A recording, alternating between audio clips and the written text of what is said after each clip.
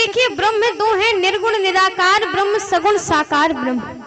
जो नेत्र बंद करने पे जिनका दर्शन हृदय में हो वो निर्गुण निराकार ब्रह्म, और जो नेत्र खोलने पर नेत्रों से जिनके दर्शन हो वो सगुण साकार ब्रह्म। अच्छा, निर्गुण निराकार ब्रह्म संत कबीर दास जी जिनके बड़े उपासक थे, वही वैष्णव परंपरा में भक्ति मता मीराबाई, रसखान खाने खाना, मलूक पीठाधीश्वर, ये सभी जितने भी भक्त हुए हैं वैष्णव परंपरा में सगुण साकार ब्रह्म के उपासक दिखाई दिए हैं। सगुण साकार ब्रह्म को सभी मानते हैं। तो किसी ने पूछा कि आखिर माना किसे जाए, क्योंकि सांकर वेदांत में भी निर्गुण निराकार ब्रह्म की उपासना की गई है। एक शायर ने तो इस पूरे प्रकृति में उस ब्रह्म के दिग्दर्शन करते हुए एक शेर लिखा, बोले गुलशन की सभा में जुस्तजू तेरी है, बुलबुल की जुबां पे गुफ्तगू तेरी है, हर रंग में नजारा है तेरी कुदरत का, जिस फूल को सूंघता हूँ खुशबू तेरी। बोले महाराज ऐसी कौन सी जगह है, ऐसी कौन सा समय है जहाँ परमात्मा ना हो। गोस्वामी जी महाराज भी इनका समर्थन करते हुए दृष्टवत हुए गोस्वामी जी महाराज लिखते, हरि व्यापक केसर बद्री समाना,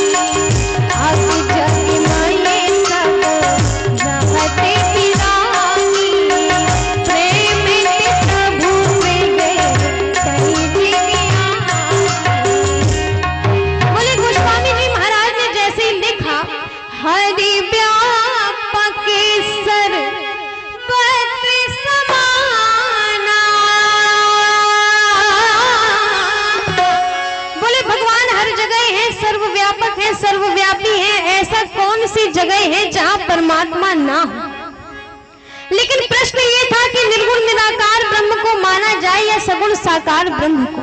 कुछ विद्वानों ने परिभाषा दी निर्गुण निराकार ब्रह्म कौन है, तो कुछ कहते हैं निराकार यानी जल के आकार के हैं। बोले अगर जल को थाली में डालो तो वो थाली की आकृति ले लेता है, गिलास में डालो गिलास की आकृति ले लेता है। उसी प्रकार से परमात्मा भी निर्गुण निराकार है, बस भक्तों की आकांक्षाओं और रुचि के अनुसार वह परमात्मा भी भेष धारण करता है। लेकिन प्रश्न इतना कठिन था, बोले माना किसको जाए।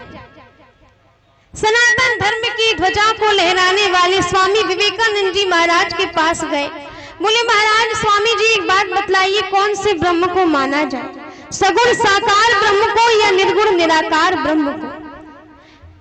आप जानते हैं स्वामी जी ने क्या उत्तर दिया।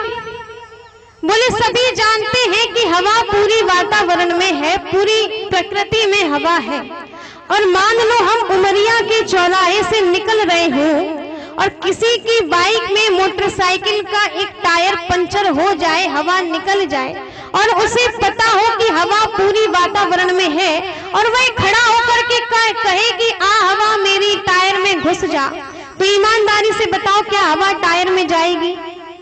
टायर में हवा जाने के लिए, डालने के लिए किसी न किसी माध्यम, किसी न किसी मशीन की आवश्यकता होती है। इसी प्रकार से विवेकानंद जी महाराज कहते हैं कि परमात्मा तो निर्गुण निराकार ब्रह्म, सगुण साकार ब्रह्म दोनों है, लेकिन पूजन यदि किसी का करना है तो उपासना केवल सगुण साकार ब्रह्म की ही संभव है। बोले अगर हवा में भगवान है तो आप रोली चंदन लेके हवा में उड़ाओगे क्या? तिलक करने तो मंदिर में ही जाओगे, आशीर्वाद लेने तो मंदिर में ही जाओगे। श्रीमद् गीता में भगवान श्री कृष्ण भी कहते हैं पत्रम पुष्पम फलम तोयम, यानी जो भी प्रेम पूर्वक मुझे पत्र पुष्प इत्यादि समर्पित करता है, मैं भगवान स्वयं मूर्ति में से सगुण साकार रूप में प्रकट होकर उसे प्रेम पूर्वक ग्रहण करता हूँ, समर्पित किया हुआ पुष्प स्वीकार करता हूँ। लेकिन प्रश्न ये था कि आखिर माना किसको जाए, प्रश्न गंभीर हुआ तो सभी ने विचार किया एक कार्य करते हैं। बोले जिसने श्री रामचरितमानस को लिखा है क्यों ना उसके पास जाकर के पूछा जाए कि किसको माना जाए। अच्छा बात सच भी है, मान लो हम कोई कथा में ऐसी बात कह दें जो समझ में ना आए, हमारी माताएं घर में जाएं आपस में 3-4 मिलकर बातें करें, ऐसी बात कही दीदी ने, ऐसी कथा कही और समझ में ना आए तो कोई विद्वान बुद्धिमान होगी वो कहेगी एक काम करो, आपस में बहस करने से अच्छा है डायरेक्ट दीदी के पास चलो पूछ लो जो बात पूछनी है। ऐसे ही भक्तों ने अनुमान लगाया एक कार्य करते हैं, क्यों ना गोस्वामी जी महाराज के पास जाए और उनसे पूछा जाए कि निर्गुण निराकार ब्रह्म को माने या सगुण साकार ब्रह्म को। अब सभी मिलकर के गोस्वामी जी महाराज के पास गए। आप जानते हैं गोस्वामी जी महाराज ने क्या कहा? बोले मान लो आपके घर में 3 मेहमान आ जाए, जैसे कि हम हमारे भैया और सभी गए हैं। अच्छा जिनके यहाँ रुके हैं बड़ी ही अच्छी व्यवस्था है उनके घर पे निवास स्थान में। अब मान लो कि कहीं ऐसे निवास स्थान में कोई मेहमान पहुंच जाए 3 और कहें कि हमें रुकने के लिए अलग अलग कमरा या कक्ष चाहिए, तो क्या आप उन्हें मना कर देंगे कि हमारे पास व्यवस्था नहीं है किसी और घर में जाओ? ऐसा तो नहीं करेंगे ना, क्योंकि हमारा सनातन धर्म हमें सिखाता है अतिथि देवो भव, यानी जो अतिथि होते हैं मेहमान होते हैं देवता का स्वरूप है। बोले महाराज जिस प्रकार से आपके घर में 3 मेहमान आ जाएं और रुकने के लिए निवास के लिए अलग अलग स्थान मांगे और आप उन्हें अलग अलग कमरा यानी कक्ष देंगे, उसी प्रकार से हमने भी उस ब्रह्म को अलग अलग स्थान इस कक्ष में इस घर में दिया है। ये जो शरीर है ना ये एक घर है जिसमें ब्रह्म को अलग अलग स्थान दिया गया।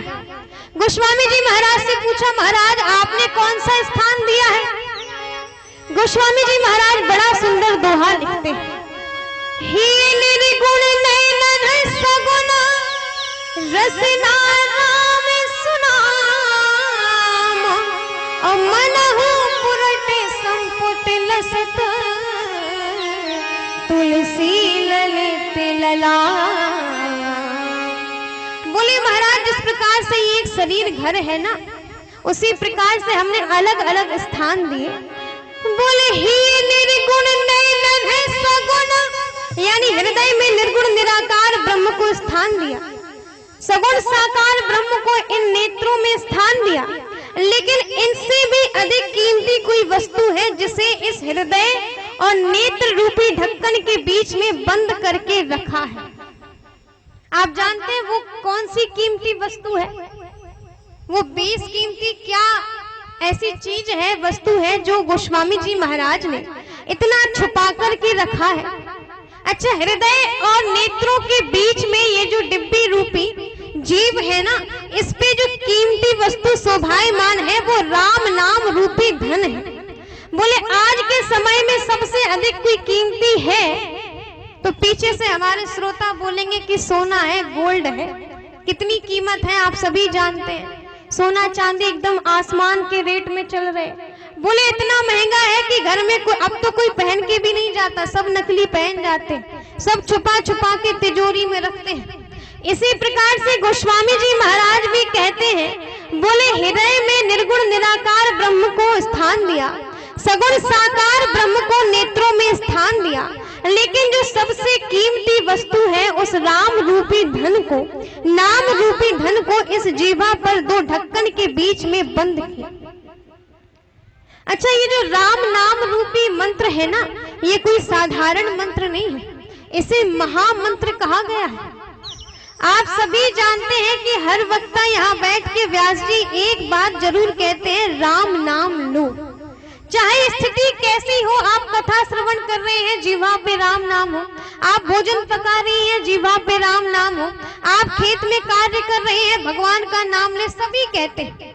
आप जानते हैं जब राम लिखते हैं तो राम लिखोगे तो रकार, आकार और मकार का प्रयोग होता है। आप सभी जानते हैं, सभी विद्वान हम जानते हैं, उमरिया के बड़े अनुभवी विद्वान श्रोता यहाँ विराजमान है। हमें कथा कहने में जरा भी सोचने की आवश्यकता नहीं है। राम नाम में रकार, आकार और मकार है। अब ये रकार क्या है, आकार क्या है और मकार क्या है, आप सभी जानते हैं। ये जो रकार, आकार और मकार है ना, इसका प्रत्यक्ष प्रमाण आप सभी के सामने भी है, आज वर्तमान में भी। अच्छा, आप सभी जानते होंगे, शास्त्रकार कहते हैं कि अग्नि जो होती है, ऐसी कौन सी चीज है, कौन सी वस्तु है जिसे आग जला नहीं सकती। काह न पावक जानि सक, का नहीं सिंधु समाए, का न करई अबिला प्रबल, केहि जग काले न खाए।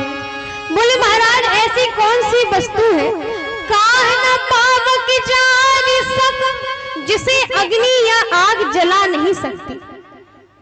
इस लकड़ी को आग जला सकती है, इन वस्त्रों को आग जला सकती है, पन्नों को आग जला सकती है। अरे ऐसा क्या है जिसे आग जला नहीं सकती। लेकिन ईमानदारी के साथ बताओ, क्या व्यक्ति के किए हुए बुरे कर्मों को आग जला सकती है? क्या व्यक्ति के किए हुए शुभ अशुभ कर्मों को, पापों को अग्नि जला सकती है? ईमानदारी से बताइए। लेकिन जो रकार रूपी अग्नि है ना, यदि शुभ अशुभ कर्मों को जलाने की किसी की क्षमता है, किसी में शक्ति है, तो केवल राम नाम रूपी रकार में है।